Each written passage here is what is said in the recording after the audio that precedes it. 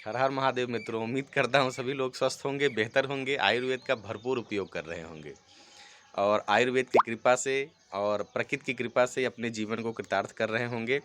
सबको आयुर्वेद के बारे में सचेत कर रहे होंगे और सबके स्वास्थ्य की मंगल कामना कर रहे होंगे। आज जैसा कि हमने पिछले एक वीडियो में बताया था कि आप कौन-कौन सी हर्बल जड़ी-बूटियाँ, औषधियाँ आपके आस-पास पेड़-पौधे उपलब्ध हैं कि आप मधुमेह नामक बीमारी में उनका कैसे इस्तेमाल करके बिना किसी दवा के उपयोग से ही आप स्वस्थ रह सकते हैं और कुछ ही महीनों के अगर उनके उपयोग किए जाएँ, तो आप पूर्णतया जो है इस मधुमेह नामक बीमारी से जो है मुक्ति पा सकते हैं। तो उस श्रृंखला में हमने आपको लगभग जड़ी-बूटियों की पहचान कराई थी। आज हम आपको बताने जा रहे हैं कि मधुमेह बीमारी है क्या? इसके लक्षण क्या हैं? और इसका जो है लाइफ़स्टाइल वगैरह से क्या लेना-देना है।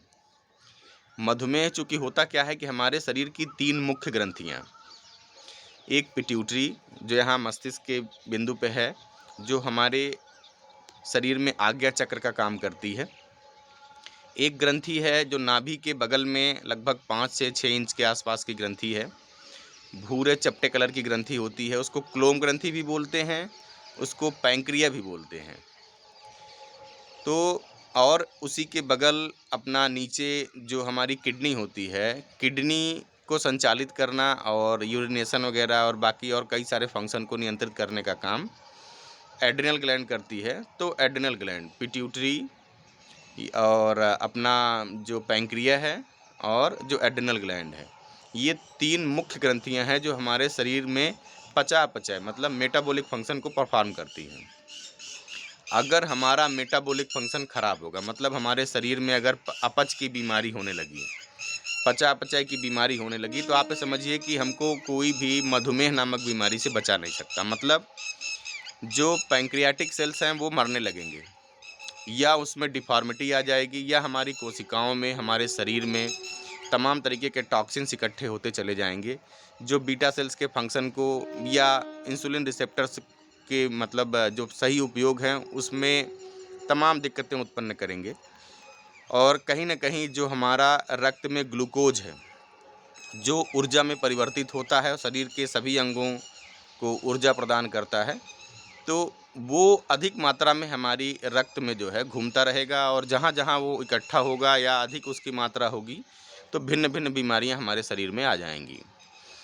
तो होता क्या है कि जो हमारे पैंक्रिया ग्रंथि है नाभि के बगल में 5 से 6 इंच भूरे कलर की चपटी ग्रंथि, उसमें 3 प्रकार की मुख्य कोशिकाएँ होती हैं। एक अल्फ़ा कोशिका, एक बीटा सेल्स और उसमें गामा सेल्स। अल्फ़ा सेल्स लगभग 20% के आसपास उसमें अल्फ़ा सेल्स होते हैं और उसमें लगभग 75% जो होते हैं, वो बीटा सेल्स होते हैं। यही बीटा सेल्स ही इंसुलिन नामक हार्मोन का जो है उत्पादन करते हैं और यही हमारे जो ग्लूकोज़ है भोजन में कार्बोहाइड्रेट हो, चाहे उसका परिवर्तन हो या किसी और माध्यम से अगर हमने ग्लूकोज़ लिया हुआ है, शर्करा ली हुई है, तो ये उसको क्या कराता है मेटाबोलाइज़ कराता है और ऊर्जा में तोड़ता है।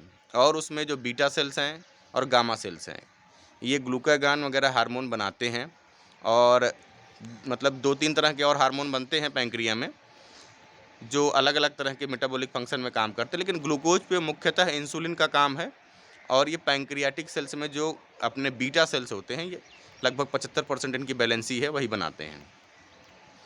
तो ये तो एक जानकारी आपको दी है हमने कि मधुमेह क्या है, कैसे है और जो मधुमेह में जो ग्लूकोज़ का लेवल है, शर्करा का जो लेवल है हमारे रक्त में, वो 100 से 120 ml प्रति 100 सीसी होना चाहिए। अगर इतनी मात्रा है, तो जो शरीर की क्रियाविधियाँ हैं, वो सामान्य रूप से संचालित होंगी और कोई भी अंग बीमार नहीं होंगे और हमें भरपूर ऊर्जा और पूरा जो है शारीरिक जितना भी हमारा विकास है बराबर होगा और हर प्रकार के सारे कार्य हम भरपूर रूप में जो है कर पाएँगे।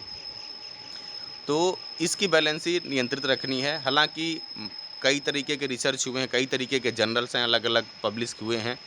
किसी में 100 से 200 मिलीग्राम, किसी में सब में अलग-अलग हैं हालाँकि, लेकिन आप इतना मान के चलें कि अगर 200 मिलीग्राम तक भी आपका ग्लूकोज़ का लेवल रहता है, वो चाहे खाने के पहले हो खाने के बाद हो, किसी भी समय हो, तो आपको बिल्कुल चिंतित होने की ज़रूरत नहीं है। फिर भी आप जो हर्बल औषधियाँ हैं उसका उपयोग करें तो इसकी समस्या ही नहीं आएगी।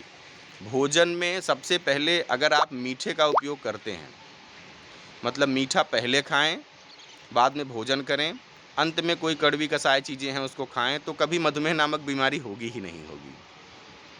तो ये तो आपका एक सूक्ष्म परिचय हमने कराया कि मधुमेह क्या है। और दूसरा इसमें होता क्या है कि जैसे अगर हमारा मोटापा बढ़ रहा है तो हमको अलर्ट हो जाना है।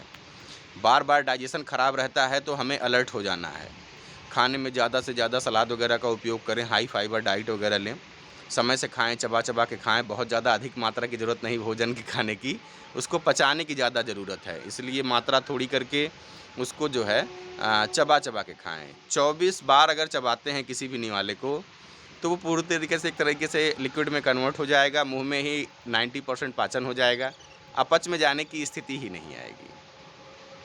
मोटापा हो गया, खाने-पीने के मेटाबॉलिक फ़ंक्शन में अगर डिस्टर्बेंस आ रहा है तो उसको देखें, सोने-उठने के तरीकों को देखें और आजकल की जो मतलब उल्टी-सीधी लाइफ़स्टाइल हमने ले रखी है, अपना रिफ़ाइंड ऑयल वगैरह इनसे बचें, समुद्री नमक से बचें, रिफ़ाइंड जो अपना चीनी वगैरह है, इन सब का उपयोग कम करें और ख़ास करके ध्यान दें कि अगर मूत्र में चींटियाँ लग रही हैं या बार-बार पेशाब जाना पड़ रहा है या त्वचा रूखी हो रही है या बार-बार बहुत कमज़ोरी लग रही है, दुर्बलता लग रही है, तो एक बार आप अपना ग्लूकोज़ लेवल चेक कराएँ और जो औषधियाँ हमने पहचान कराई हैं, उनका उपयोग करें। कुछ और औषधियों के बारे में हम आपको परिचय कराएँगे कि आयुर्वेदिक जो औषधियाँ रेडीमेड उपलब्ध हैं, वो कौन-सी लें या घर पे और दवाइयाँ कैसे बनाएँ मधुमेह को नियंत्रित करने के लिए। तो वो सब भी हम आपको परिचय कराएँगे और आप इसी प्रकार से मधुमेह के बारे में लोगों को अवेयर कराएँ और उनको बोलें कि अपने खान-पान, मेटाबॉलिक फ़ंक्शन को स्ट्रॉन्ग रखें ताकि इस बीमारी से बच सकें और देश के सहयोग में, परिवार के सहयोग में, राष्ट्र समाज के सहयोग में अच्छा अपना योगदान दे सकें। जय सिया राम, वंदे मातरम। हमारे चैनल को सब्सक्राइब करें, इस वीडियो को ज़्यादा से ज़्यादा लोगों तक शेयर कर दें ताकि लोग कम से कम इन चीज़ों के बारे में अवेयर हो पाएँ। जय सिया राम, वंदे मातरम, हर हर महादेव।